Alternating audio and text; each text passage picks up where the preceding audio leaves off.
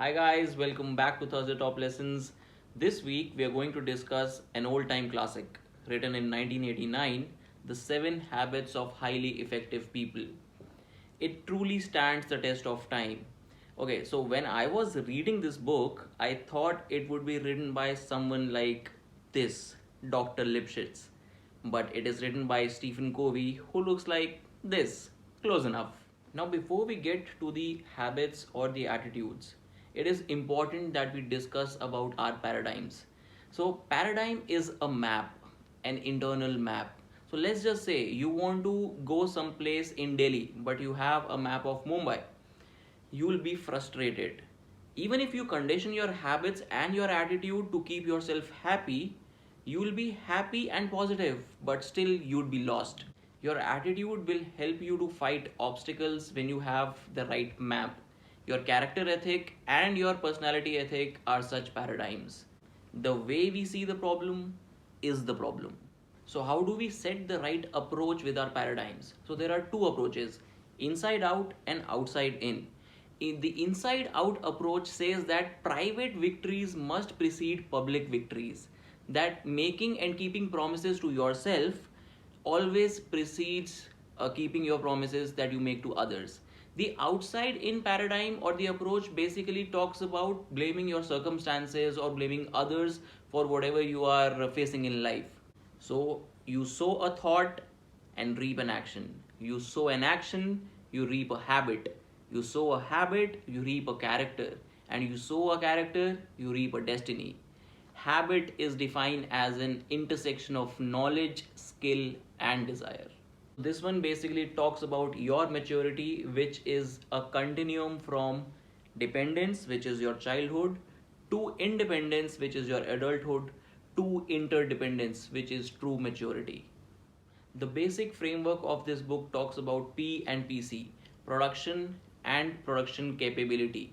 Effectiveness lies in the balance of P and PC. Remember the story of the goose that gave golden eggs? The eggs were the production and the goose was the production capability. It is important to invest in PC to maintain the production of your assets. Now, what are assets? Assets are of three types: physical, financial, and human. So, habit 1, be proactive.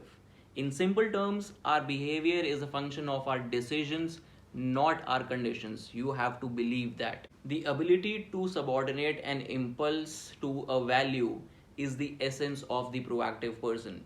Reactive people are driven by feelings, by circumstances, by conditions, by their environment, but proactive people are driven by values.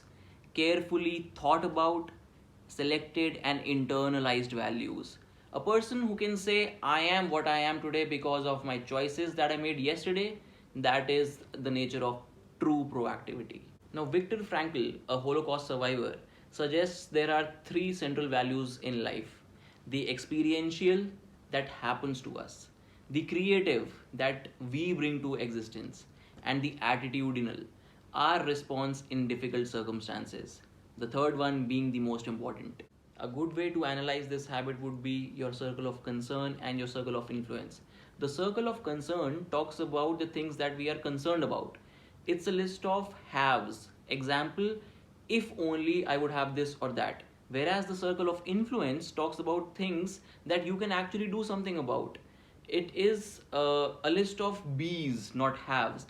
Example, I can be more patient. Your past is your circle of concern, but it is not truly your circle of influence. The ideal scenario would be to expand your circle of influence as much as you can. With this, we come to the second habit. Begin with the end in mind. Begin today with the image, picture, or paradigm of the end of your life as your frame of reference or the criteria by which you examine everything. Now, it is incredibly easy to get caught up in an activity trap, to work harder climbing the ladder of success only to discover that it was leaning against the wrong wall. It is easy to be busy, very busy, but without being effective. You know, all things are created twice. First, the mental picture, and second, the physical manifestation. Leadership is the first creation, management is the second.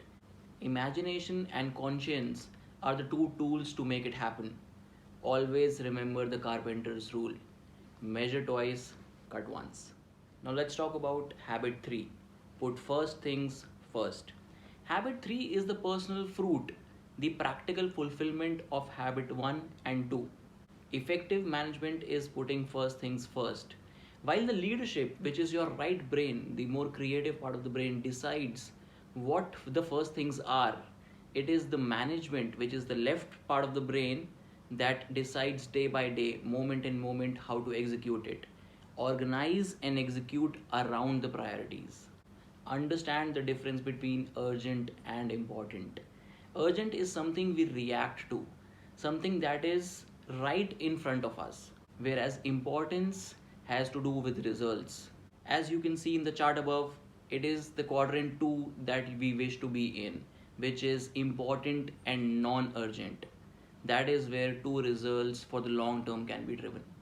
If you're always focused on urgent things, it'll lead to stress, burnout, crisis management, and always putting out fires.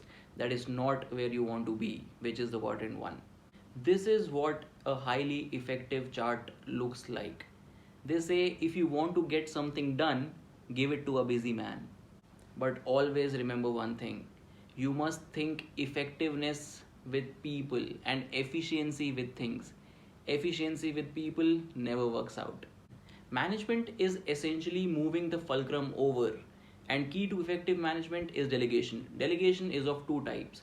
One, the gopher delegation, in which you instruct each and every step, and the second is stewardship delegation, in which you make them accountable for results and let them choose the means. Another important point to note here is honesty is conforming your words to the reality outside, whereas integrity is confirming the reality to your words. One way to manifest integrity is to be loyal to those who are not present. Now we move to the public victory side of things, which is the habit 4: think win win. Now, win win is not a technique, it's a total philosophy of human interaction. Now, you might say that to say win win is idealistic and the real world out there is ruthless. But try going win lose with your customer. No, it won't happen, because then there will be no customer. Try going lose win with your customer. There would be no margins to sustain a business. So, win win is the only practical long term solution available there. 5 dimensions of win win are character, relationships, agreements, structures, and systems. Of course, structures and systems have to form the base to support the above three. Now we discuss habit 5: seek first to understand, then to be understood. The biggest problem with most of us is we are filled with our own rightness, our own autobiography that we project onto other people. We listen on 4 levels: either we ignore, or we pretend, or we are selective listeners, or we pay a school like attentive listening. What we need to practice is the fifth type: empathic listening. Satisfied needs never motivate people. Next to physical survival, it is psychological survival that is the most important need of human being: to be understood, affirmed, validated, and appreciated. So first, be an empathic listener. Now we come to the second part of this habit, which is then to be understood. For this, we need to be able to make effective presentations. How can we make such presentations? Follow a sequence of ethos. It is the trust that you inspire.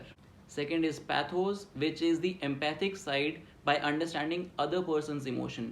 Understand truly what the other person really wants. And third is the logos, the logical and the reasoning part. So emotion always comes first to understand, and then you give the reasoning to make an effective presentation. So habit 6 is synergize.